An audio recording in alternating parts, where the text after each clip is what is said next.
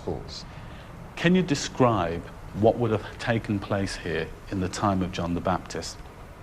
Well, based on archaeological evidences, I would say that people came through this very large doorway, they walked down a couple of steps, and then they had this kind of earthen embankment. In a way, it was like a bank of a river. And then they would descend into the water itself, and there they could be baptized. They could simply immerse themselves in water. And I'd like to show you something really interesting. If you come up over here, you'll see that on the top of this stone, this is a replica jug which we placed here. But on top of the stone is this groove here.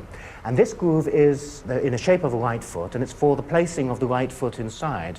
And then a person would take the jug and then pour over the foot the oil and anoint the foot. Do you feel that there's been an attempt to downplay the role of John and John's work as a baptizer in the New Testament? Clearly, those who are dealing with the writing of the Gospels are interested in the Jesus story.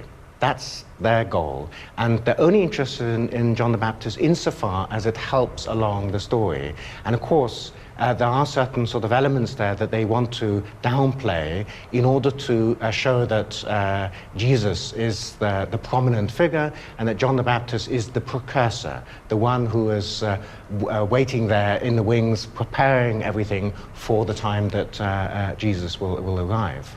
But there is an interesting relationship between John and Jesus, and really the career of Jesus only blooms, if I may put it that way, after the death of John the Baptist, that John the Baptist is clearly in command up to that point. But the Bible editors felt otherwise, and wherever possible, they tried to write John out of the story. This process is most blatant in the biblical accounts of Jesus' baptism. In those days, Jesus came from Nazareth in Galilee and was baptized by John in the Jordan. We take the earliest gospel, Mark, and we simply have the recorded fact that Jesus went down to the Jordan and was baptized by John, and he too got the calling, and that's simply all that is said. In the next gospel, the story is already beginning to change.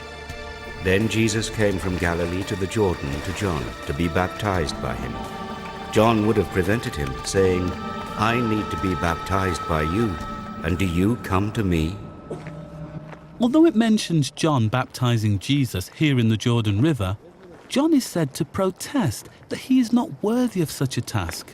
And then you get Luke, which is the third in line, and what does he do? He doesn't even mention that John baptized Jesus. It's very subtle. Now, when all the people were baptized, and when Jesus also had been baptized and was praying, the heavens opened. And you think, well, wonder who baptized him. And then you get to the fourth stage, which is the latest, Gospel of John, and there's no baptism mentioned at all. Where John baptized Jesus? Yes, here. This side. The standard way of looking at it is Jesus is the main character, and he goes out to meet John, and John simply introduces him, almost like on the side of a stage. He says, "Here's Jesus," and then he walks off. But if you understand it in its context, it's actually flipped around. It's the opposite. John is the prophet. In fact, Jesus said, "You think he's a prophet? He's more than a prophet." So who was greater, Jesus or John? Same.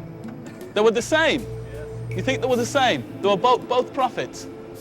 Jesus couldn't be greater than John. For me, it's the same. For you, it's the same. Ever since Jesus was declared God, the church has struggled with the balance between his divine and human natures. And it is the divine that has won out. The losers were John the Baptist and the rest of his blood family. Tony Blair. The son here. His son was baptized here. Yes, here. And this.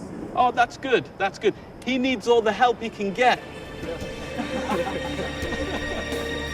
You take care. In traditional Christmas scenes all over the world, the Holy Family is always depicted as just three people: Jesus, Mary, and Joseph.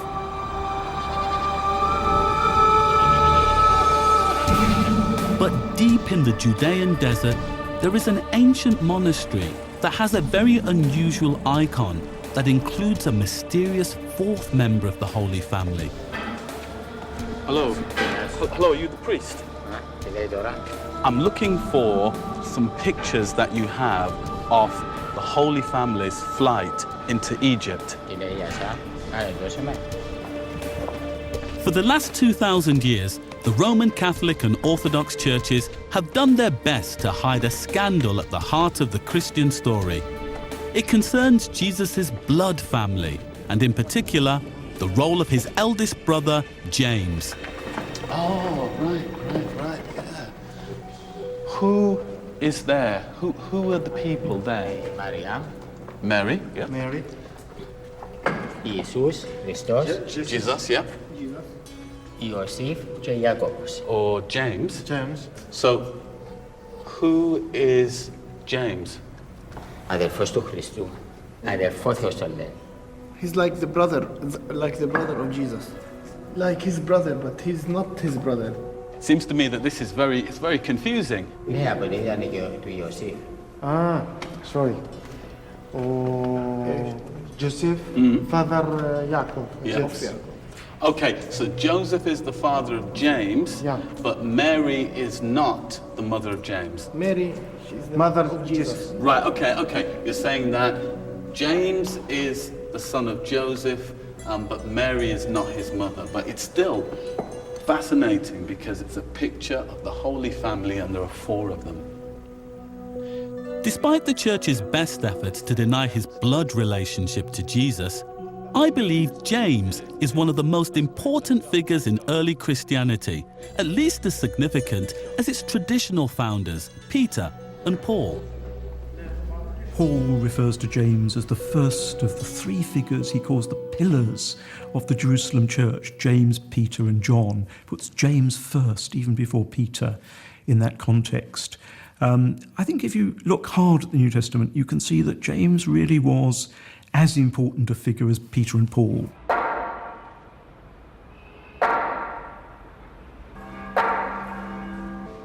Hidden away in Jerusalem is an Armenian cathedral dedicated to the memory of Jesus' brother James.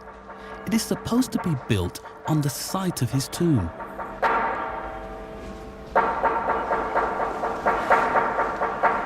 When Jesus died, his new movement needed a successor to take over. The non-biblical historical sources are almost unanimous as to the identity of this new leader.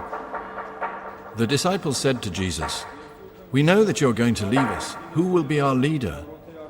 Jesus replied to them, "No matter where you are, you're to go to James the Just, for whose sake heaven and earth came into being." They chose James the Just as overseer of Jerusalem. James the Just is recorded to have been the first elected to the throne of the oversight of the church in The Jerusalem. succession of the church passed to James, the brother of the Lord. But when it comes to the Bible, you have to look very hard to uncover the truth about James's role as the first leader of Jesus' new movement. The writing of James out of Christian history takes centuries, but it starts early. Where we first see it very clearly is in the Gospel of Luke in the book of Acts. Mark had mentioned the brothers of Jesus and even named them.